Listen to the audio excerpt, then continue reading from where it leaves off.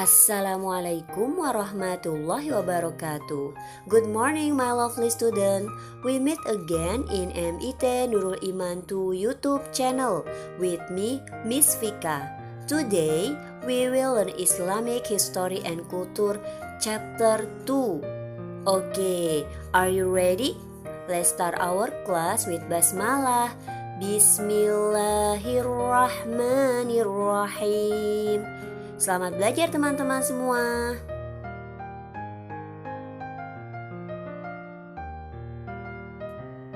Nabi Muhammad adalah rahmat bagi seluruh alam. Ajaran yang disampaikan serta perilaku yang diteladankan dalam diri Nabi Muhammad merupakan pembawa kebaikan bagi alam semesta. Hal itu bukan hanya untuk manusia, tapi juga untuk tumbuhan, hewan, dan semua makhluk. Coba teman-teman buka Al-Qur'annya surat Al-Anbiya ayat 107. Coba dibaca.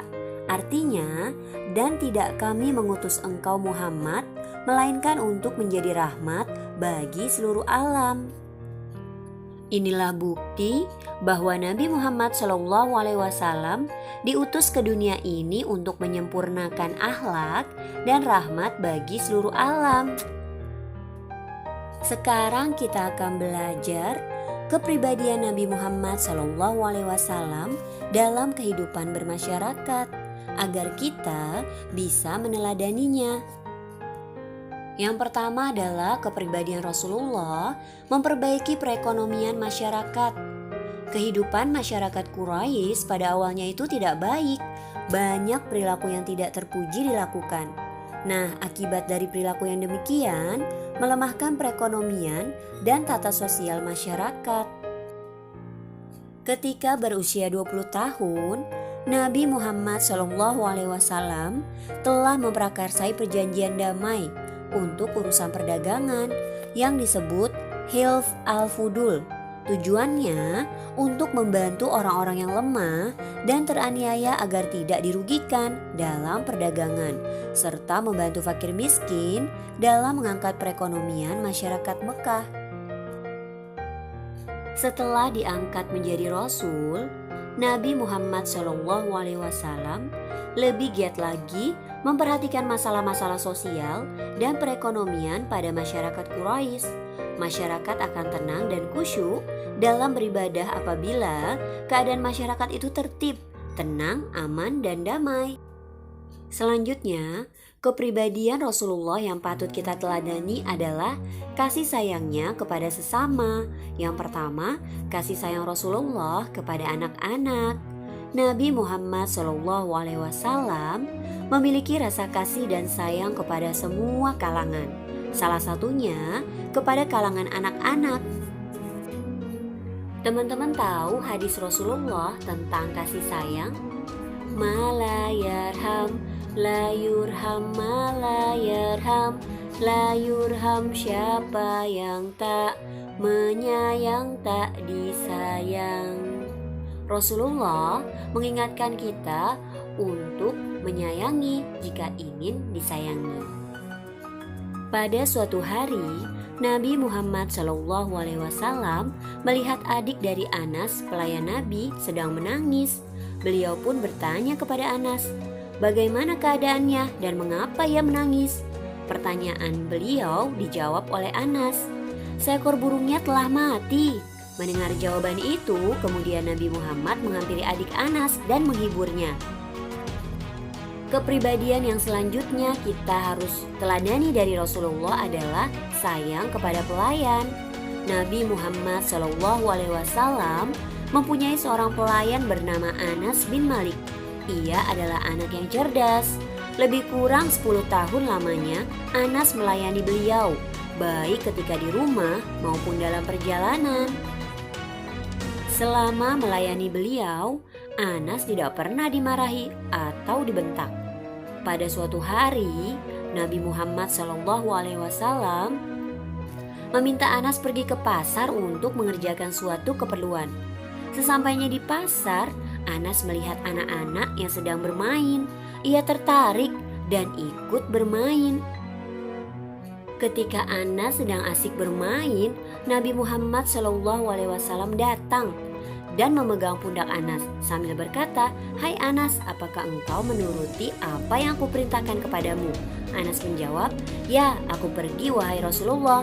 Nabi Muhammad pun tersenyum dan tidak marah atas keteledoran Anas. Nabi Muhammad SAW sangat mengasihi orang-orang yang lemah.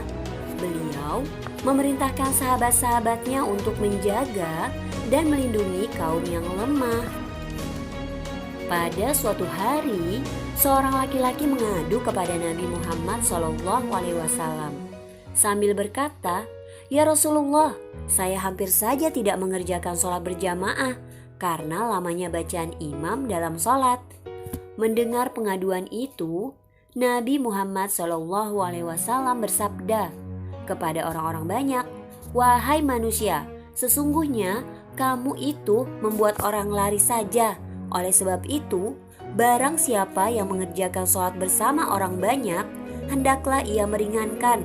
Karena di antara mereka ada orang yang sedang sakit, orang yang lemah, dan orang yang mempunyai keperluan." Selanjutnya, kepribadian Rasulullah yang patut kita teladani adalah pemurah, dermawan, dan pemaaf. Nabi Muhammad SAW adalah manusia yang murah hati dan dermawan. Beliau tidak segan jika bertemu dengan orang yang memerlukan bantuan. Pada suatu hari, Nabi Muhammad SAW mampir ke tempat Bilal dan mendapat sekantung buah kurma.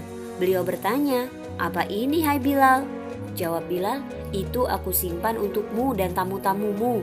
Nabi Muhammad lalu berkata, "Tidak takutkah engkau bahwa makanan itu kelak akan menjadi benih di neraka? Sedekahkanlah, hai Bilal, dan jangan takut miskin. Sesungguhnya Allah akan menggantinya." Kisah Rasulullah datang dari Anas. Anas berkata, ada seorang laki-laki meminta bantuan kepada Nabi Muhammad SAW.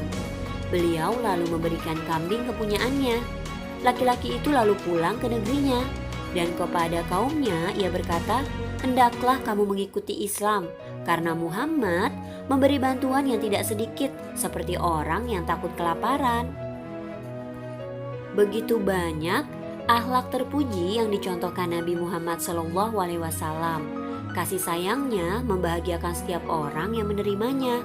Kelembutan budi bahasanya membuat beliau disegani dan dikasihi setiap orang yang bertemu dengannya.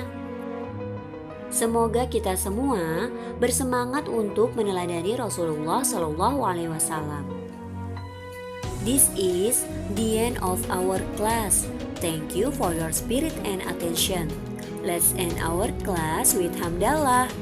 Alhamdulillahi Rabbil Alamin. See you next time. Wassalamualaikum warahmatullahi wabarakatuh.